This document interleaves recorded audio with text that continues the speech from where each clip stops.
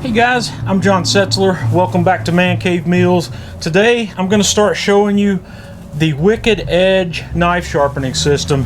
I know a lot of you, like myself, have a lot of really high-end kitchen cutlery you like to keep sharp, and from what I can see, this is going to be the best system to do that. I've been using a similar system that's not quite as good as this, but I love this system. I've been playing with it for a week or so now, and I'm going to show you what it is and how it works. So let's get started.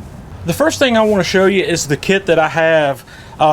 What I have here is the Wicked Edge 130 system, and what you get with that kit basically is you get the sharpener, you get the 100 and 200 grit diamond stones, you get the 400 and 600 grit diamond stones.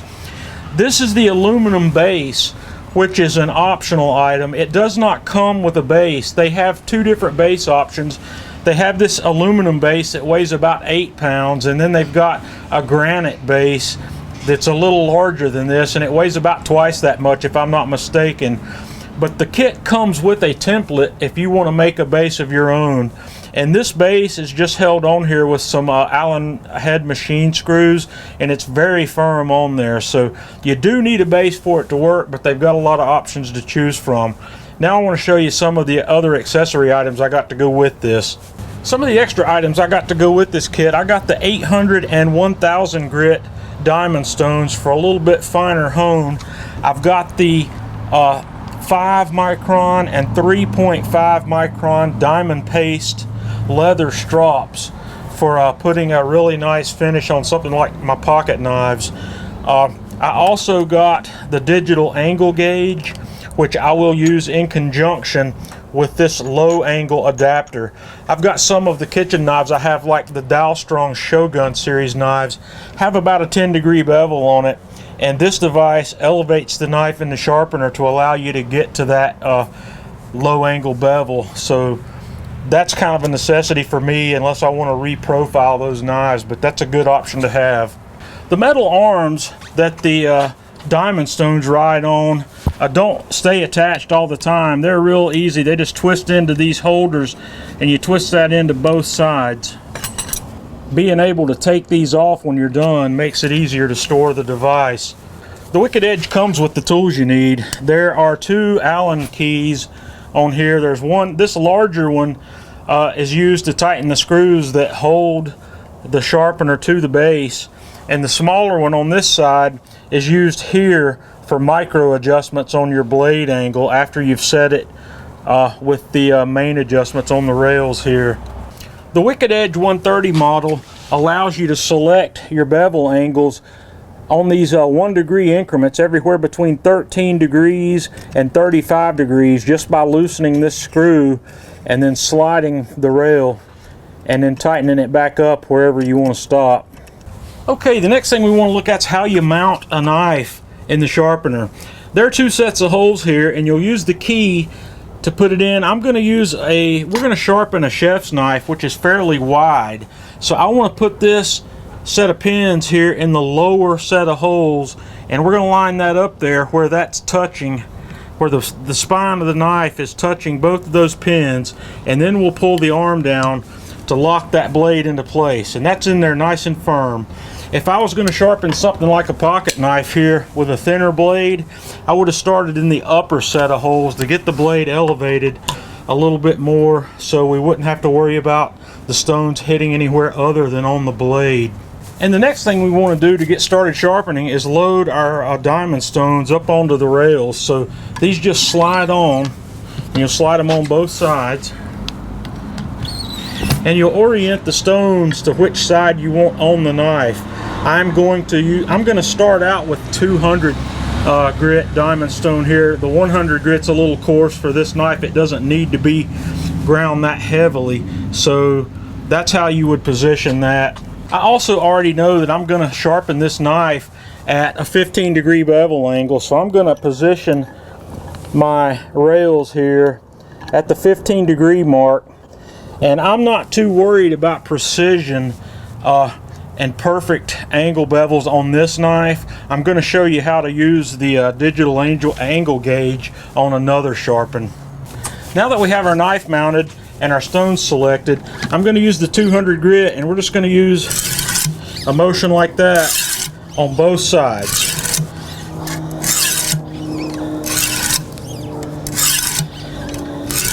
And we're going to do that until we can feel the knife getting smoother with this stone. You can feel it as you go. When you first start with like the 200 grain stone or 200 grit stone, you can feel it rubbing up against that, and you can feel how rough it is, but as you go it smooths out.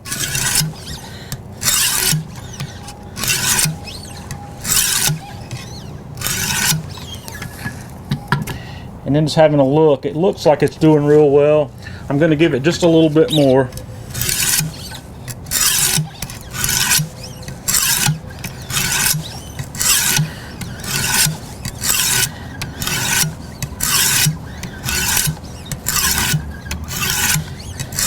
And it doesn't take any pressure at all. You don't want to force this by pushing too hard. You just want to let the weight of the stone do the job for you.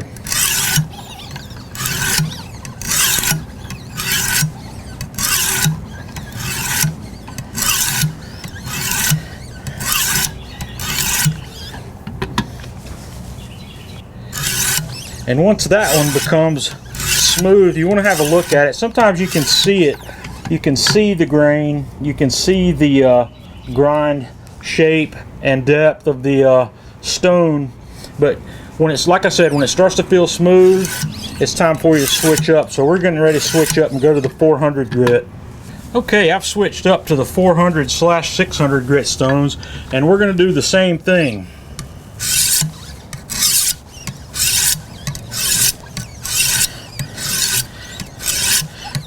We're just going to keep going until we can feel it smoothing out. And it's going very quickly on this one. It's not taking much at all.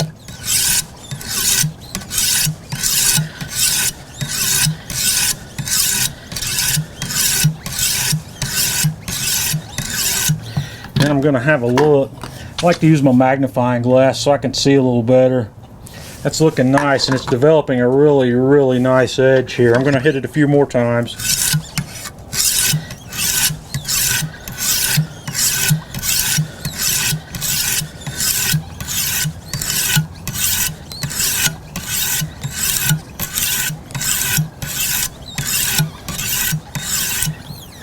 And that's about ready. We're going to wipe that down, and I'm going to switch over and do it with the 600 grit stones.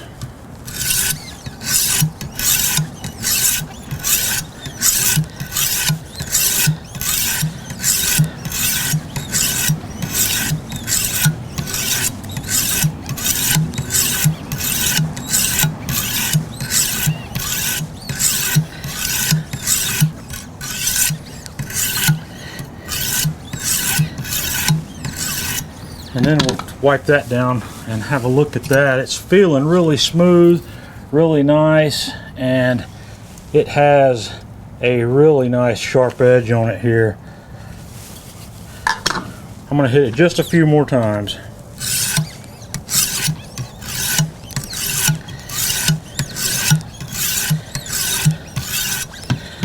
And I believe that's going to do it. If you really want to, you can go up and hit this with finer grain stones, but for my kitchen cutlery, for my kitchen knives, I don't like to polish them too much more than that. I like to keep a little bit of bite on that blade. Now if I was sharpening my pocket knife, this is a pocket knife that we're going to do. I'm going to take it down to a really fine and a really polished bevel on it, because I just like to do that with my pocket knives. But for this kitchen knife, that's all we're going to sharpen it. I'm not really a fan of this test, but this shows you that we do have a really nice sharp knife.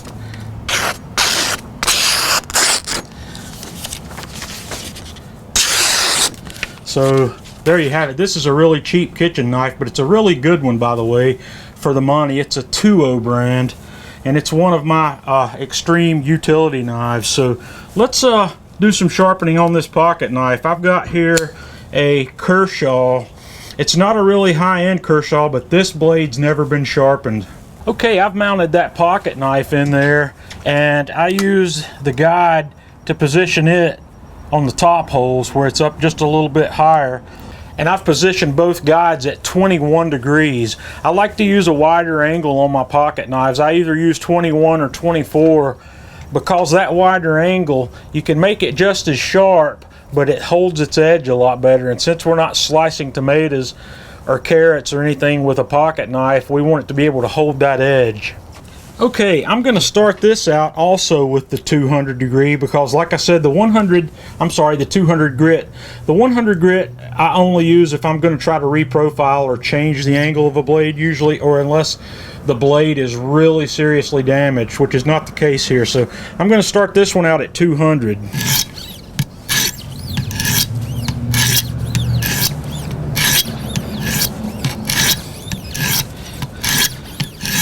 This is not a brand new blade, but it's never been sharpened. I've never done anything with it since I had it, so we're going to do it at 21 degrees. I don't even know what the factory angle is on this one, and that's something else I'm going to show you, is how to determine that if you don't know.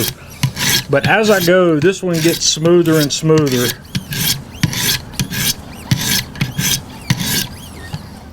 We're going to switch over and go to the 400.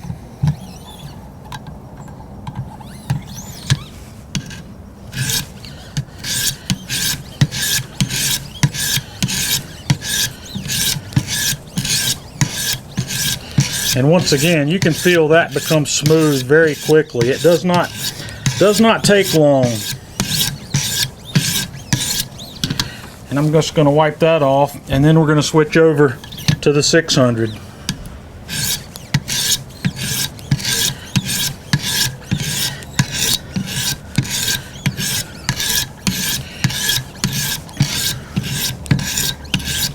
And you can see it. You can see the blade bevel there just getting smoother and smoother as we go. And once we get all the 400 grit marks polished out with the 600 stone, I'm going to take those stones off.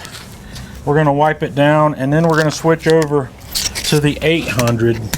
And these stones have 800 on one side and 1000 on the other side. So we're going to start out with the 800.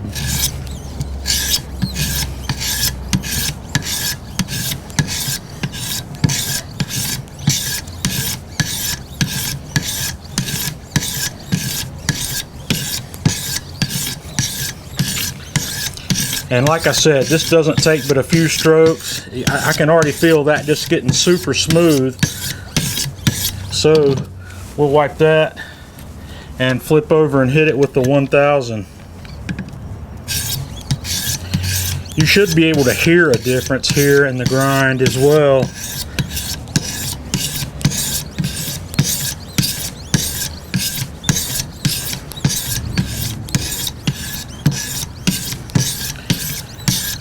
This is just getting super sharp. It's looking good. I'm going to hit it just a few more times.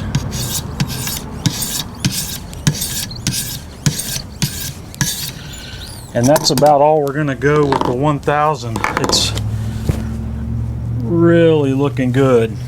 What I'm going to do next is we're going to go to the 5 micron and 3.5 micron leather strops. And I keep these in the plastic bags. You want to keep them clean.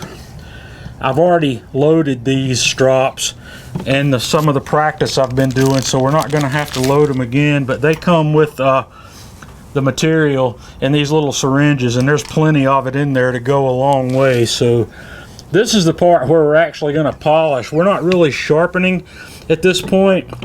And Wicked Edge also recommends that you go down on the angle about 2 degrees when you go to this. So I'm going to slide these to 19 degrees on both sides since we started out at 21.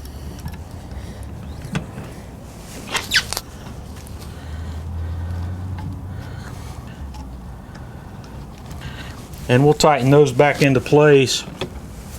When you are using the leather strops, you have to be very careful. You need your motion to always go up away from the blade. Do not come down into the blade with the leather because it will ruin the strop. With your stones, you can go up, down, sideways, or whichever way you want to go, but not with the strops. So you're going to start there and just go up and out.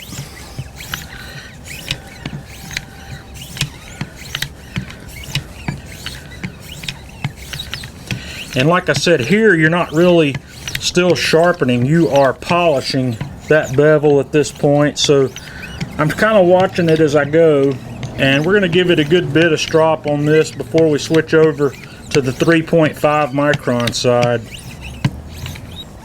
And that looks pretty good from this point. So now I'm going to flip those over to the 3.5 micron side, and it is important at this stage to wipe off your blade. You don't want to leave any of that 5 micron diamond paste behind to contaminate your 3.5 micron side. So you don't have to wipe it very hard, you just want to get any excess that might have come off there.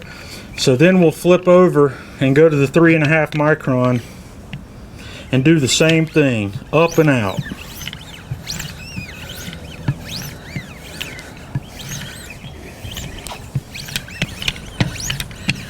Okay, and just after about a minute or so of that, I think I've got that polished about as good as we're going to get it with that diamond paste. I'm going to try to get a photograph of what that bevel looks like and something where we can magnify it up, and I'm going to put it on the screen here where you can see. I don't really get what would be considered a mirror bevel with this strop, but Wicked Edge has some additional stones that I'm going to probably get to go with this that are ceramic, that are higher grit than the 1000. I think they're 1200, 1600 on the next one, and then they've got a super fine one beyond that, which should allow me to get a nice mirrored edge here. And once again, we'll do the obligatory sharpness test.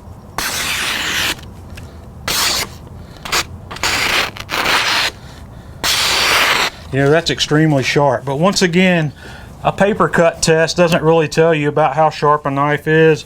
Well, it does. It tells you how sharp the knife is, but there's a difference in knives between the ability to cut and sharpness. And like I said, that's kind of where the blade geometry comes into play. So that covers the basic kitchen knife and a pocket knife. And I'm going to do another video, and I'm going to show you how to use this low angle adapter and how to use the digital angle gauge. And also, I'm going to put a link in the video description here to the Wicked Edge website where you can see the description they have along with the graphics on how to find your blade angle. If you don't know what the blade angle is, it's good to know, because if you're sharpening at some angle other than what's already there, you're going to be taking a lot of metal off the knife, or you're not going to be sharpening the blade. So there's a little trick with a Sharpie. It's real easy to do, but it's difficult to show on video because of how small that bevel is. So I'm going to give you that link, and we'll also talk some more about that in the video when we do the low angle. So until next time, this is John Setzler with Man Cave Meals.